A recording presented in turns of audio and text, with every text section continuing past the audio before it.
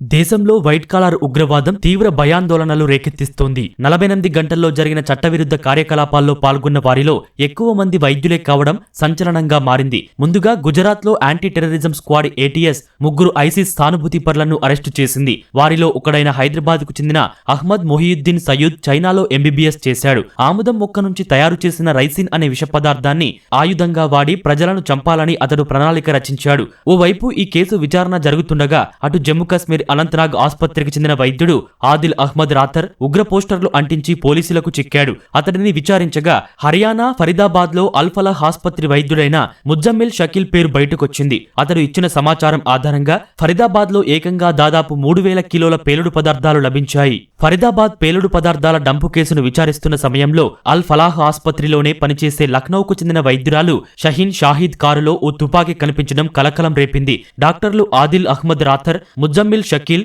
షహీన్ షాహిద్లకు పాక్ వ్యక్తులతో సంబంధాలు ఉన్నాయని తెలుస్తోంది. ఇక షహీన్ షాహిద్ కు పాకిస్తాన్ ఉగ్ర సంస్థ జైషే మహమ్మద్ తో సంబంధం ఉన్నట్లు ఢిల్లీ పోలీసులు గుర్తించారు. JEM మహిళా విభాగం జమాత్ ఉల్ మొమినాత్ కోసం ఇక్కడి వారిని నియమించేందుకు షహీన్ షాహిద్ పనిచేస్తోంది. జైషే మహమ్మద్ వ్యవస్థాపకుడు మసూద్ అజార్ సోదరైన సాదియా అజార్ కనుసన్నల్లో జమాత్ ఉల్ మొమినాత్ సంస్థ నడుస్తోందని నిఘా వర్గాలు తెలిపాయి. ఈ సాదియా భర్త యూసఫ్ అజారే కాందహార్ విమానం హైజాకింగ్ కు ప్రధాన సూత్రధారి అని వివరించాయి.